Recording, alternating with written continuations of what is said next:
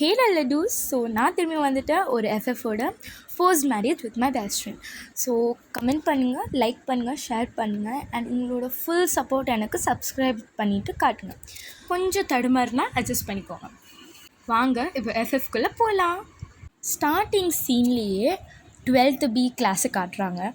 நீங்கள் தான் அலப்பறை பண்ணிகிட்ருக்கீங்க. ஏன்னா ஜிமின் உங்கள் முன்னாடி உட்காந்துட்ருக்கான். ஏன்டா என் முன்னாடி உட்கார்ற, பின்னாடி போய் உட்கார்றா. என் முன்னாடியில் உட்காந்து எனக்கு கண்ணே தெரிய மாட்டிகிட்ருக்கு. ஏன் நான் ஏன் உன் முன்னாடி உட்காரக்கூடாது? முன்னாடி தானே உட்காந்துருக்கேன், உன் மேலே உட்காந்துட்ருக்கேன். இங்கே பாரு, இந்த நக்கல் பேச்செலாம் பேசாத, புரியுதா? ஒழுங்கு மரியாதை நீ பின்னாடி போ. என்னால் பார்க்கவே முடியல. பிளாக் போர்டும் தெரிய மாட்டிகிட்ருக்கு, ஒயிட் போர்டும் தெரிய மாட்டிகிட்ருக்கு. இப்படி ஒரு மலை மாடு மாதிரி என் முன்னாடி உட்காந்து நின்றுட்டு இருந்தேன்னா எனக்கு எப்படி தெரியும்? முன்னாடி அட்லீஸ்ட் குட்டையாக இருந்த நீ இப்போ தான் ஏதோ கோகோனட் ட்ரீ மாதிரி வளர்ந்து நிற்கிற. ஸோ நீங்கள்லாம் ஜிம்மினோட இதை பேசிகிட்டு இருக்கீங்க. ஏன்னா ஜிம்மின் உங்கள் முன்னாடி உட்காந்துட்ருக்காரு பெஞ்ச் மேலே, நீங்கள் வந்து பின்னாடி. அதுவும் அவர் வந்து ரொம்ப உங்களை விட ரொம்ப டாலாக இருப்பாரா? உங்களுக்கு கண்ணே தெரிய மாட்டிகிட்ருக்கு. ஒயிட் போர்டா பிளாக் போர்டா அப்படின்ட்டு. ஏன்னா அவர் அவ்வளோ ஹைட்டாக இருக்காரா? நீங்கள் உங்கி பார்க்க வேண்டியதாக இருக்கா? அதனால தான் நீங்கள் அவரை பின்னாடி போடான்னு சொல்லிகிட்ருக்கீங்க. ஏன்னா ப்ரீவியஸாக நீங்கள் ஒரு 7th or 6th இருக்கும்போது நீங்களும் ஜிம்மியும் சேம் ஹைட்டில் இருந்திருப்பீங்க. ஆனால் இப்போ தான் சார் ரொம்ப வளர்ந்துட்டார். இப்போ உங்களோட ஹைட் எப்படி சொல்லணுன்னா ஜிம்மினோட செஸ்ட் அளவு தான் நீங்கள் இருப்பீங்க.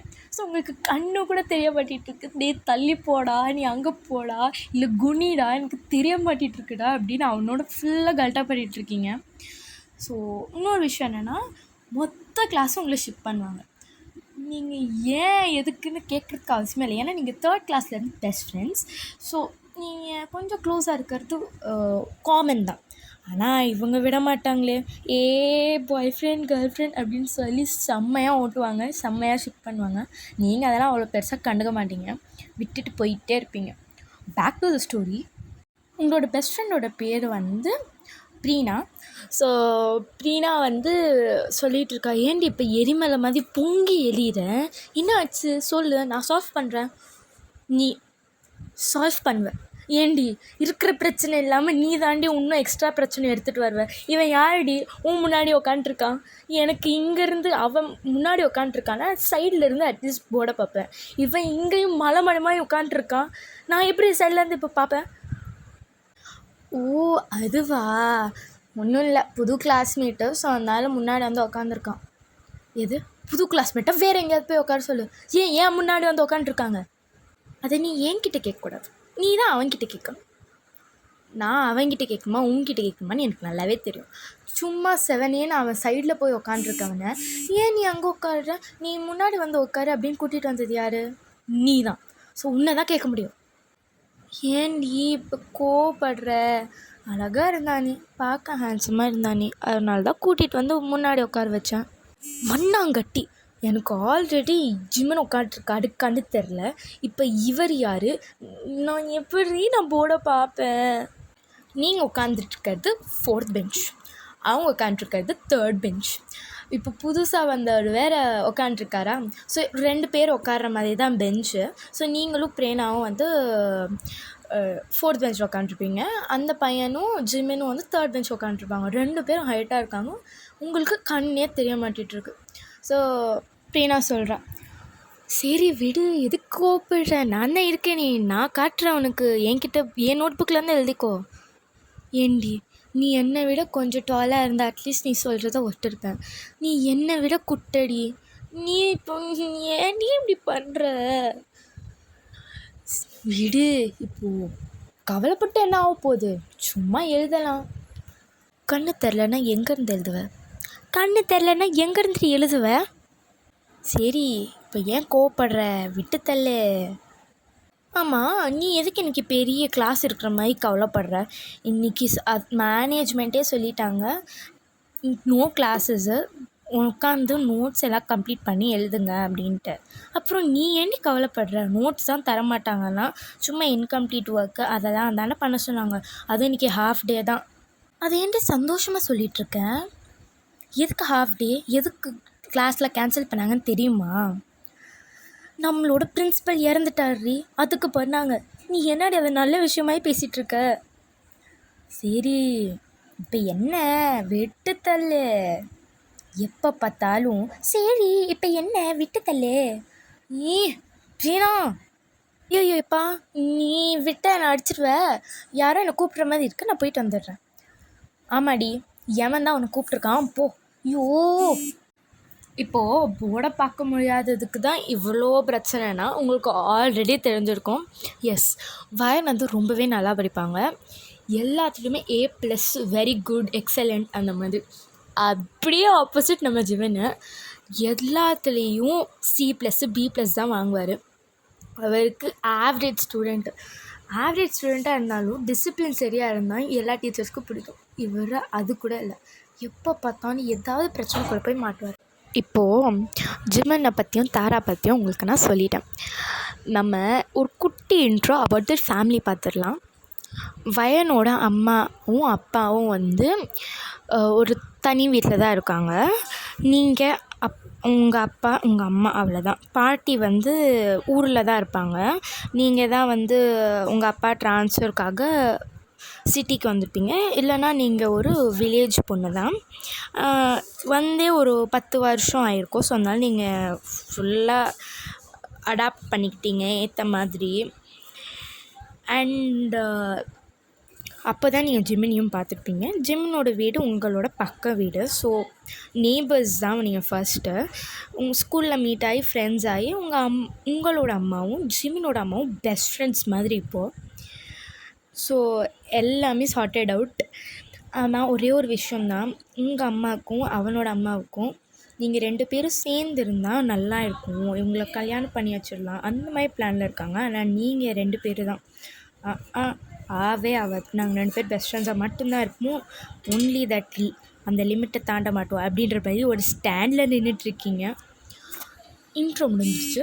நம்ம இப்போ ஸ்ட்ரெயிட்டாக ஒரு ஸ்டோரிக்குள்ளே போனால், அண்ட் சாரி நிறைய நோட்டிஃபிகேஷன்ஸ் வந்துட்டுருக்கா, அதனால தான் குயின்னு கேட்டுட்ருக்கு. ஸ்டோரிக்குள்ளே போயிடலாம். ஸ்கூலும் முடிஞ்சிடுது, ஜிம்முன்னு நீங்கள் சேர்ந்தே வீட்டுக்கு போயிடுறீங்க. வீட்டுக்கு போனால் நீங்கள் ஃபஸ்ட்டு உங்கள் வீட்டுக்கு தான் போகிறீங்க ஜிம்முன்னு கூட்டிகிட்டு. பார்த்து ஜிம்னோட அம்மா இருக்காங்க. டேய் எருமை மாடு, என்ன பயாலஜி மேம் எனக்கு கால் பண்ணுறாங்க. கால் பண்ணி உங்கள் பிள்ளைக்கு பயாலஜி வரமாட்டிகிட்ருக்கு, ஃபெயிலு எல்லாத்துலேயுமே சொல்கிறாங்க. ஏண்டா மற்ற சப்ஜெக்டில் ஆவரேஜாவது வாங்கிட்டு இருந்தேடா, ஏண்டா இந்த சப்ஜெக்டில் மட்டும் ஃபெயில் ஆகிட்டு வந்திருக்க? அப்படியே நீங்கள் ஜிம்முன்னு ஒரு லுக்கு. அட பாவி, என்கிட்ட பயாலஜியில் C+ தானடா சொன்னேன், என்னடா F வாங்கிட்டு வந்து நிற்கிறேன்? இல்லை வேணு, யார் எப்படி உங்களுக்கு இது தெரியும், யார் சொன்னா? ஜிம்னோட அம்மா. ஏண்டா இப்போ யார் சொன்னா எப்படி சொன்னா நான் முக்கியம், நீ இப்போது F வாங்கியிருக்கன்றது தான் முக்கியம்.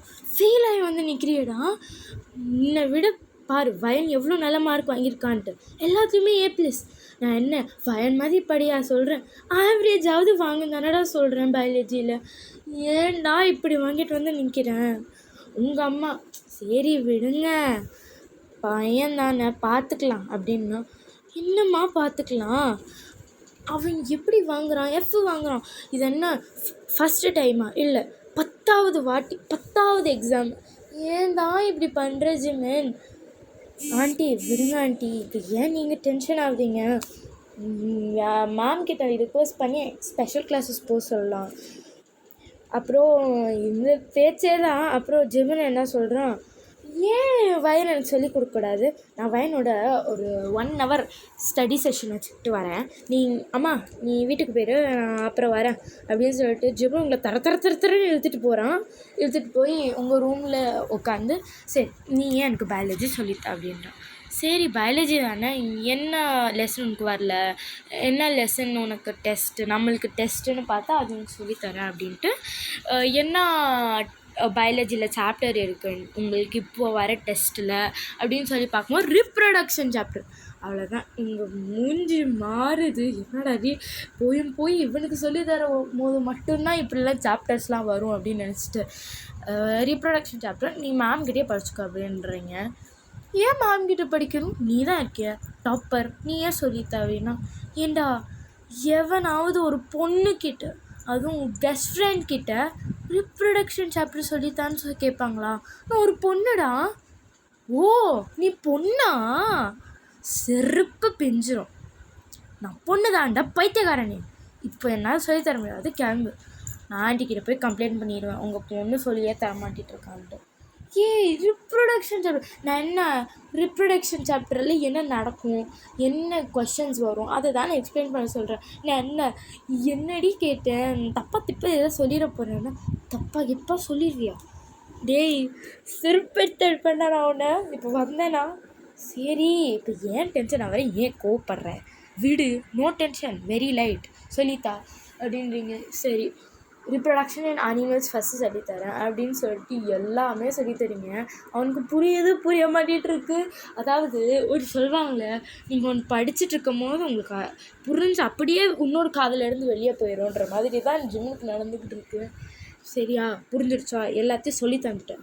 ஹியூமன் ரிப்ரொடக்ஷன் நாளைக்கு வா, நான் உனக்கு நாளைக்கு சொல்லித்தரேன் அப்படின்னு சொல்லி தரேன் அவனு எழுதிட்டு போய் ஆண்டிக்கிட்ட விட்டுட்டு வந்துடுறீங்க. உங்கள் அம்மா தான் உங்கள் அம்மாவுக்கு ஜிம்முனா ரொம்பவே பிடிக்கும்.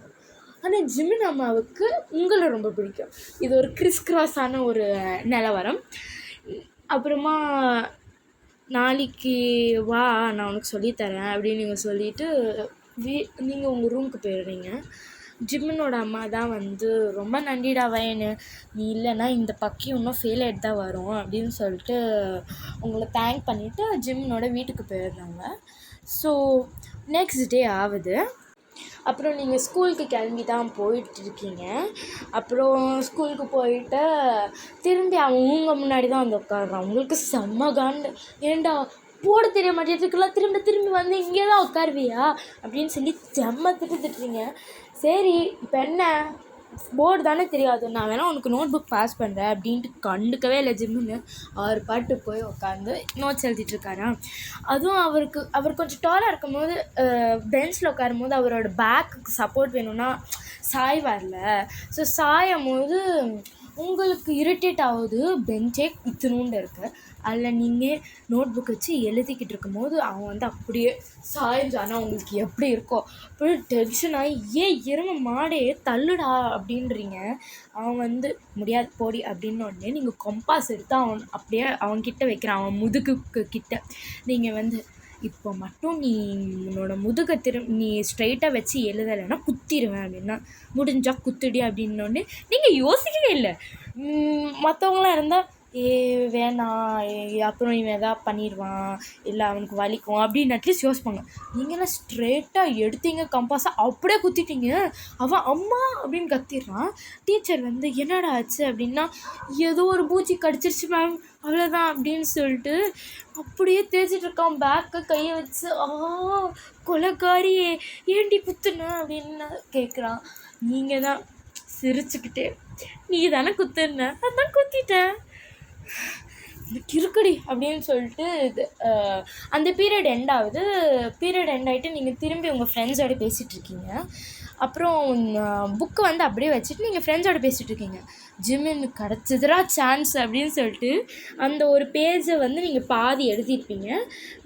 அப்புறம் அந்த பாதி எழுதின பேஜில் எல்லாத்தையும் ஃபுல்லாக கிறுக்கி விட்டுறான், பெண்ணை வச்சு கிறுக்கி விட்டுட்டு அப்படியே நான் எதுவும் செய்யவில்லை, நான் ஒரு அப்பாவி அப்படின்ற மாதிரி கிளாஸை விட்டு வெளியே போயிட்டான். அப்புறம் நீங்கள் திரும்பி பார்க்குறீங்க, அப்படியே எல்லோரும் ஏதோ கிறுக்கி வச்சு ஏதோ ரணகலமாக இருக்குது. நீங்கள் அப்படின்னு கத்துறீங்க. கத்திட்டு எந்த பரதேசி நான் இதை பண்ணிச்சு அப்படின்னு சொல்லிட்டு திரும்பி பார்க்குறீங்களா, அவனோட ஃப்ரெண்டு ஜிம்மினோட ஃப்ரெண்டு சொல்கிறான், ஜிம்மின் தான் பண்ணான், அவன் ஓடிட்டான் அப்படின்னு உடனே செம்ம காண்டு.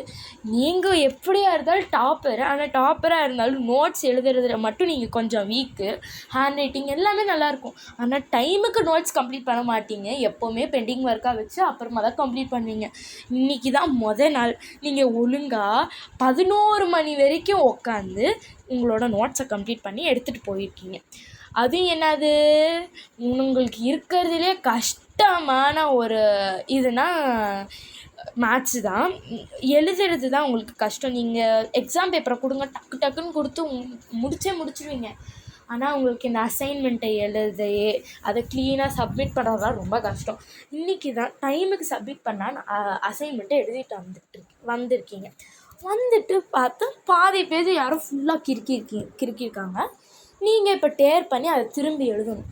வந்துச்சு பாருங்கள் காண்டு. காரிடர் மொத்தம் அவனை தேடி துரத்திக்கிட்டு போய்கிட்டு இருக்கீங்க. எருமை மாடு அப்படின்னு கத்திகிட்டே தான் போகிறீங்க. எல்லோரும் உங்களை ஒரு மாதிரி வியர்டாக பார்க்குறாங்க. பட் உங்களுக்கு அதெல்லாம் இப்போ தேவையில்லை. என் பேஜை கிழிச்சான், அவனை நான் உண்டு இல்லாமல் பண்ணுன்னு சொல்லி போய் அவன் ஒரு இடத்துல ஒளிஞ்சிக்கிட்டு இருக்கான். ஆனால் அவனுக்கே தெரியல. அவன் ரொம்ப டாலாக இருக்கிறனால எல்லாருக்குமே தெரியுது அவன் அங்கே தான் இருக்கான்ட்டு. நீங்கள் போய் ஒரே கிக்கு மவனே சைடில் அவெல்லாம் அம்மா அப்படின்னு கத்திட்டு வெளியே வரான். நீங்கள் ஏன்டா இப்படி பண்ணுற எருமை மாடு, நான் என்னைக்காவது தான் டைமுக்கு கரெக்டாக நோட் சொல்லிட்டு வருவேன், நீ ஏன்டா கிறுக்குன? அம்மா நீ என்னை உதச்ச? நீ தானே ஃபஸ்ட்டு கம்பாஸ் வச்சு குத்துன. உனக்கு தெரியும்ல நான் அங்கே தான் கப்பாஸ் வச்சிட்ருக்கேன்ட்டு. கொஞ்சம் பார்த்து பயம் இருந்ததுன்னா நீ அங்கே போயிருக்கலாம்ல. திமிர் பிடிச்சி அங்கேயே உட்காந்துட்டு இருந்தேன்னா அப்படி தான் குத்தோம். குத்துவ இரு, வீட்டுக்கு போனோடனே ஆண்டிக்கிட்ட சொல்லி மாட்டி விட்றேன். சிப்ப பண்ணிக்கோ, என்னால் பண்ணிக்கோ அப்படின்னு சொல்லிட்டு நீங்கள் போயிடுறீங்க. ஜிம்னு அப்படியே நொண்டிக்கிட்டே வராரு கிளாஸ் ரூமுக்கு. ஸோ இதோடு நம்ம இந்த எபிசோடை முடிச்சுக்கலாம். நான் நெக்ஸ்ட் எபிசோட் சீக்கிரமாகவே அப்லோட் பண்ணிடுறேன். லைக் கொஞ்சம் பிஸியாக போயிட்டுருக்கு. ஸ்கூல்ஸு, அசைன்மெண்ட்ஸ், ரெக்கார்ட்ஸுன்னு சொல்லிட்டு சாவடிக்கிறாங்க. சொன்னால் நான் சீக்கிரமாகவே நெக்ஸ்ட் எபிசோட் போட ட்ரை பண்ணுறேன். இது ஒரு ரொமான்டிக் நல்லதாக ஒரு ஸ்லோ பர்ன் மாதிரி இருக்கும். ஸோ உடனே ஹாட் ஸ்டாண்ட் அப்படின்னு யோசிக்கிறவங்களுக்கு இந்த ஸ்டோரி அவ்வளோவா சூட் ஆகாது. ஸோ கொஞ்சம் நிதானமாக வெயிட் பண்ணி பார்க்குறவங்களுக்கு இது கண்டிப்பாக சூட் ஆகும்.